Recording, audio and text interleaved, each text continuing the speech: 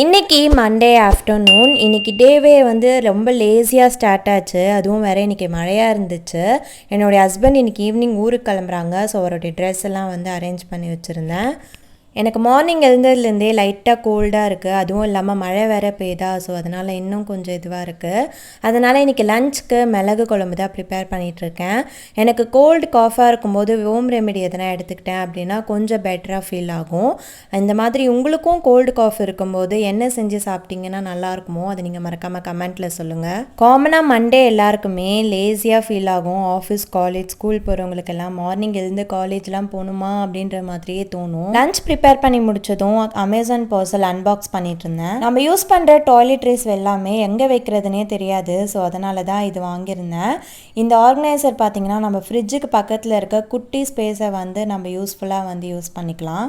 Product details டிஸ்கிரிப்ஷனில் share பண்ணுறேன். பாய்.